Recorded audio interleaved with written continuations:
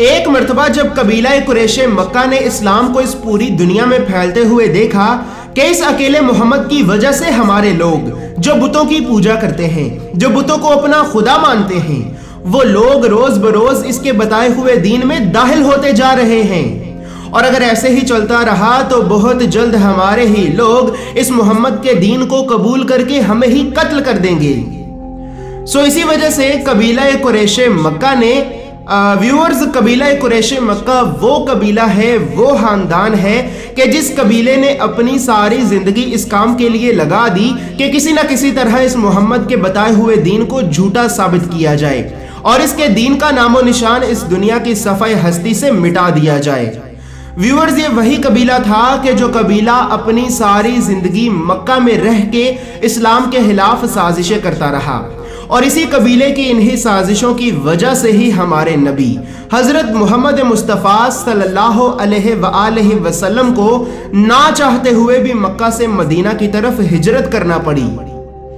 اسی وجہ سے قبیلہ قریش مکہ نے حضرت محمد مصطفیٰ صلی اللہ علیہ وآلہ وسلم اور دین اسلام کو جھٹلانے کے لیے، یعنی کہ جھوٹا ثابت کرنے کے لیے، اپنے سارے قبیلے میں سے 3 عقل مند لوگوں کو باہر نکالا اور ان 3 عقل مند لوگوں کو نجران کے عالم یہودیوں کی طرف بھیجا کہ جاؤ نجران، اور نجران جا کر نجران کے عالم یہودیوں سے وہ علم، وہ باتیں اور وہ علوم سیکھ کر آؤ کہ جن علوم کے ذریعے ہم محمد اور محمد کے دین کو جھوٹا ثابت کر سکیں۔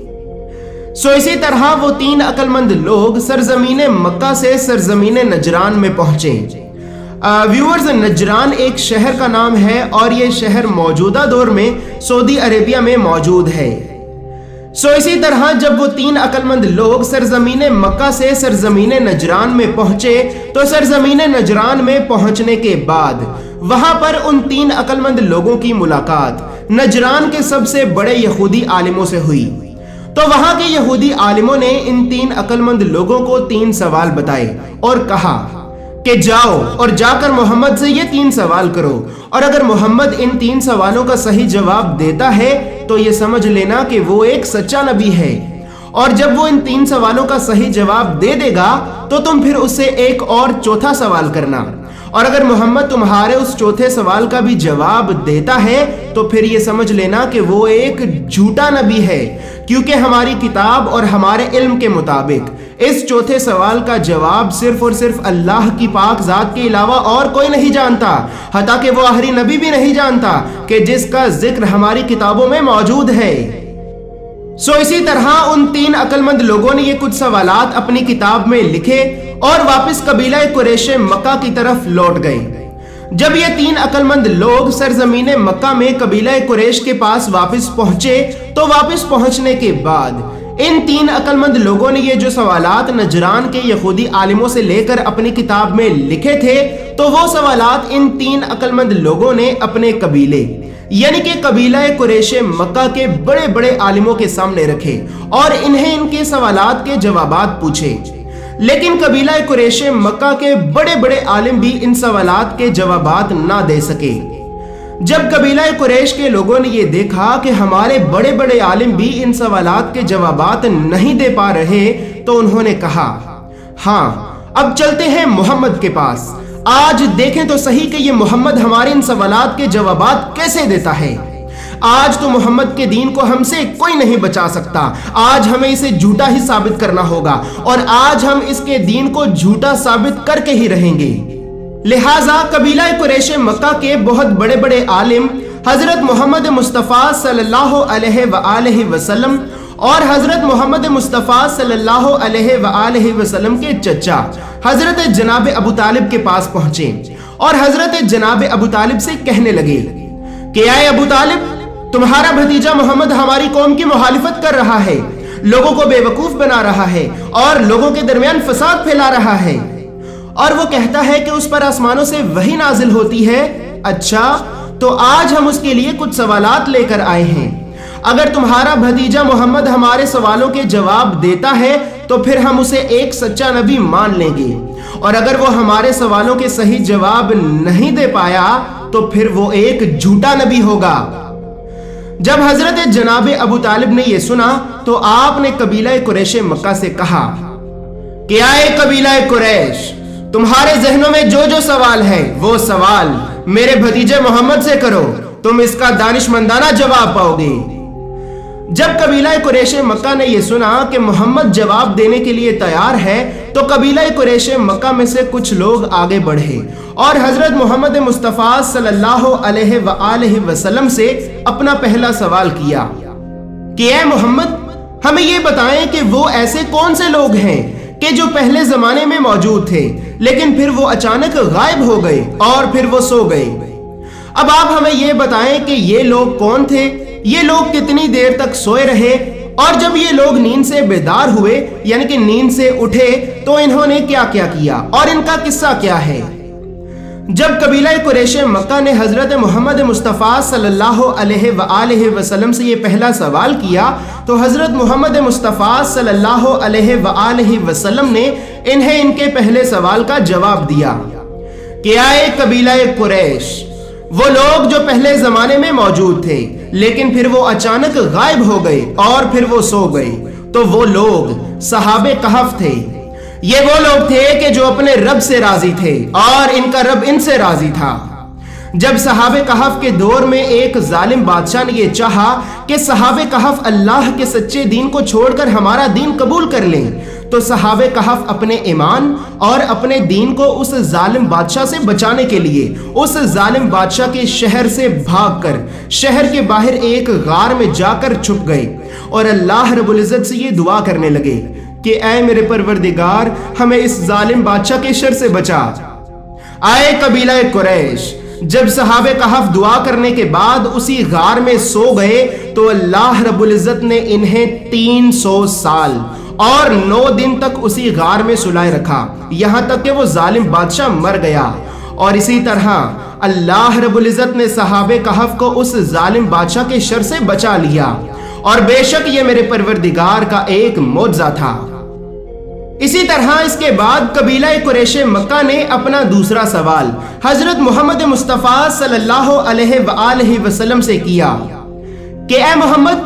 آپ ہمیں یہ بتائیں کہ جب حضرت جناب موسیٰ نے اللہ رب العزت سے یہ پوچھا تھا کہ اے میرے پروردگار، کیا میرے علاوہ اس دنیا میں مجھ سے بھی زیادہ علم والا کوئی انسان موجود ہے یا پھر نہیں؟ تو اے محمد، اللہ رب العزت نے حضرت جناب موسیٰ سے جواب میں یہ فرمایا تھا کہ ہاں اے موسیٰ، اس دنیا میں تجھ سے بھی زیادہ علم والا انسان موجود ہے۔ اے محمد، اب آپ ہمیں یہ بتائیں کہ وہ انسان کون تھا جو حضرت جناب موسیٰ سے بھی زیادہ علم رکھتا تھا، اور یہ سارا قصہ کیا تھا؟ تو حضرت محمد مصطفیٰ صلی اللہ علیہ وآلہ وسلم نے انہیں ان کے دوسرے سوال کا جواب دیا کہ آئے قبیلہ قریش، وہ انسان جو حضرت جناب موسیٰ علیہ السلام سے بھی زیادہ علم رکھتا تھا تو وہ انسان حضرت خضر علیہ السلام ہے۔ جب کسی شخص نے حضرت موسیٰ سے یہ پوچھا تھا کہ اے موسیٰ، کیا آپ کے علاوہ بھی اس دنیا میں کوئی ایسا انسان ہے جو آپ سے بھی زیادہ علم رکھتا ہو؟ تو حضرت موسیٰ نے کہا کہ اے بندہ خدا، میں نہیں جانتا۔ اس کے بعد حضرت موسیٰ علیہ السلام نے یہی سوال اللہ رب العزت سے بھی کیا تھا کہ اے میرے پروردگار، کیا میرے علاوہ بھی اس دنیا میں کوئی ایسا انسان ہے جو مجھ سے بھی زیادہ علم رکھتا ہو؟ تو اللہ رب العزت نے حضرت موسیٰ سے فرمایا کہ ہاں موسیٰ،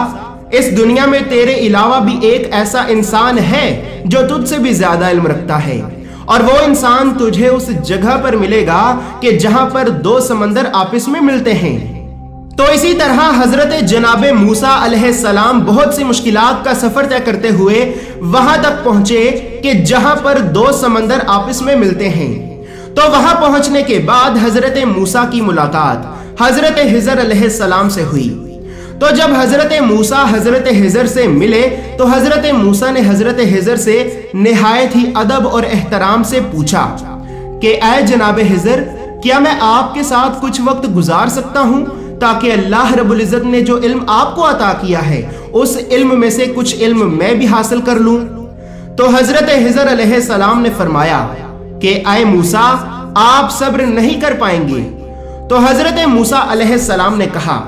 کہ اے جناب خضر، انشاءاللہ آپ مجھے صبر کرنے والوں میں سے پائیں گے، اور میں خاموشی سے ہی آپ کے ساتھ بس چلتا رہوں گا۔ तो इसी तरह हजरत मूसा और हजरत हिजर दोनों इकट्ठे सफर पर रवाना हुए। हजरत मूसा और हजरत हिजर दोनों इकट्ठे कश्ती पर सफर कर ही रहे थे कि अचानक हजरत हिजर ने कश्ती में एक बहुत बड़ा सुराख कर दिया। ये देखकर हजरत मूसा ने कहा कि ए हिजर, ये आपने क्या किया? क्या आप इन गरीब लोगों की कश्ती को डुबोना चाहते हैं? तो ये सुनकर हजरत हिजर अलैहिस्सलाम ने कहा कि ए मूसा, मैंने आपसे कहा था कि आप सब्र नहीं कर पाएंगे। तो इसी तरह हजरत मूसा और हजरत हिजर कश्ती से उतरे और कश्ती से उतरकर आप दोनों ने एक बस्ती की तरफ सफर करना शुरू कर दिया। अभी आप दोनों उस बस्ती की तरफ जा ही रहे थे कि हजरत हिजर ने रास्ते में ही एक नौजवान बच्चे को कत्ल कर दिया। जब हजरत मूसा ने यह देखा कि हजरत हिजर ने एक नौजवान बच्चे को बिना किसी गलती के कत्ल कर दिया है, तो हजरत मूसा ने हजरत हिजर से कहा कि ए हिजर, आपने ये क्या किया? आपने इस बेचारे बच्चे को बिना किसी गलती के कत्ल कर दिया। इसने तो आपका कुछ नहीं बिगाड़ा था। तो हजरत हिजर अलैहिस्सलाम ने कहा कि ए मूसा, मैंने आपसे कहा था कि आप सब्र नहीं कर पाएंगे। तो हजरत मूसा ने हजरत हिजर से कहा कि ए हिजर, अब मैं आपसे कोई भी सवाल नहीं करूंगा, और अगर अब मैंने आपसे कोई भी सवाल किया तो आप मुझे अपने साथ ना रखिएगा।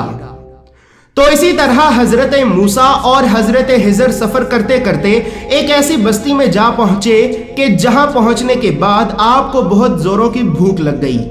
तो आपने उस बस्ती के लोगों से खाने के लिए कुछ मांगा, लेकिन उस बस्ती के लोगों ने आपको खाने के लिए कुछ भी ना दिया।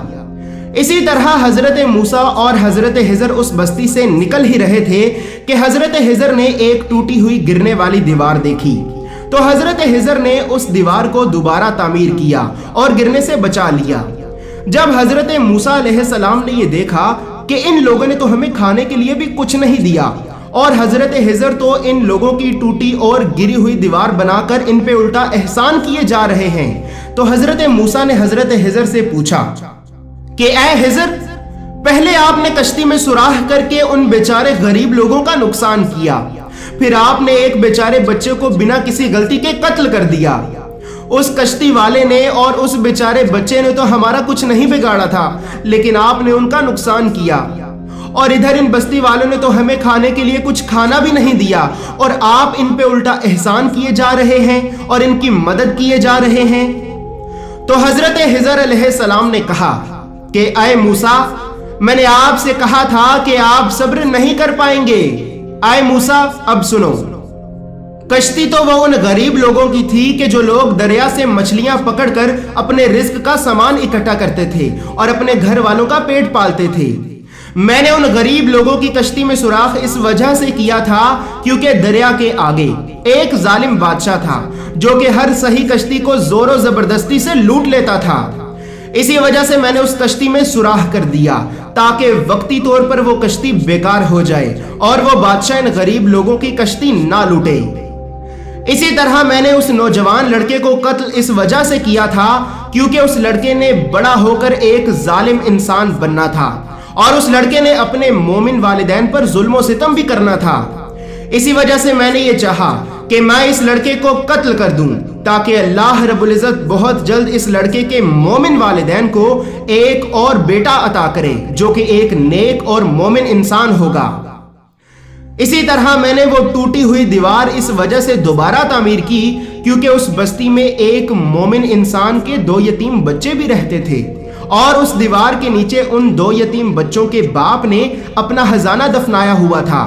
और ऐ मूसा, तेरे परवरदिगार ने यह चाहा कि ये 2 यतीम बच्चे अपनी जवानी की उम्र में आकर यह खजाना निकाल लें और फिल वक्त इन 2 यतीम बच्चों के अलावा यह खजाना और कोई ना निकाल सके। इसी वजह से मैंने ये दीवार दोबारा तामीर कर दी। ऐ मूसा, मैंने दर हकीकत अपने गैब के इल्म से इन सभी लोगों के लिए एक अच्छा काम किया जो कि जाहिरी तौर पर एक बुरा काम दिख रहा था, लेकिन ये मेरे परवरदिगार का मुझ पे कर्म है कि जिसने मुझे गैब के इल्म से आगाह किया। ऐ मूसा, मैंने आपसे कहा था कि आप सब्र नहीं कर पाएंगे, इसी वजह से अब आप अपने रास्ते पर और मैं अपने रास्ते पर। इसी तरह इसके बाद कबीला कुरैश मक्का ने अपना तीसरा सवाल हजरत मोहम्मद मुस्तफ़ा सल्लल्लाहु अलैहि वसल्लम से किया कि ए मोहम्मद, अब आप हमें ये बताएं कि वो शख्स कौन था कि जो मशरिक व मगरिब यानी कि जहां से सूरज निकलता और ढलता है वहां तक पहुंचा और अल्लाह रब्बुल इज्जत ने उसे इस जमीन की बादशाही अता की। ऐ मोहम्मद, अब आप हमें उस इंसान का नाम बताएं। तो हजरत मोहम्मद मुस्तफ़ा सल्लल्लाहु अलैहि वसल्लम ने इन्हें इनके तीसरे सवाल का जवाब दिया कि आए कबीला कुरैश, वो शख्स के जो मशरिक व मगरिब यानी कि जहां से सूरज निकलता और ढलता है वहां तक पहुंचा और अल्लाह रब्बुल इज्जत ने उसे इस जमीन की बादशाही अता की, तो वो शख्स हजरत जनाब जुल्करनैन अलैहिस्सलाम थे।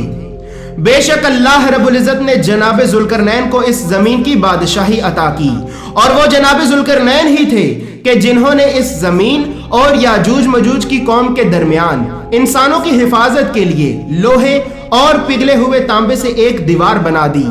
और बेशक ये वो लोग हैं कि जो अपने रब से राजी हैं और इनका रब इनसे राजी है।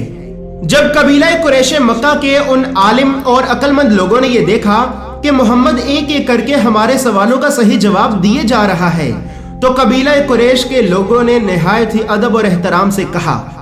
कि ऐ मोहम्मद, अगर आपने हमारे इस आखिरी सवाल का सही जवाब दे दिया तो हमारा कबीला आपको नबी माने या ना माने, हम आपको अल्लाह का सच्चा नबी मान लेंगे।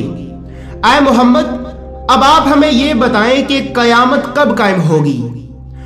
व्यूअर्स, यहाँ पर यह बात याद रहे कि नजरान के यहूदी आलिमों ने कबीला कुरैश के उन 3 अक्लमंद लोगों से यह कहा था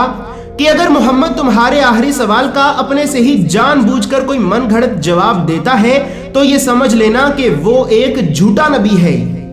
सो व्यूअर्स, कबीला कुरैश के वो लोग ये सोच रहे थे कि मोहम्मद ने तो हमें पहले ही हमारे 3 सवालों का जवाब दे दिया है, अब आखिरी सवाल का भी कोई ना कोई जवाब तो देगा।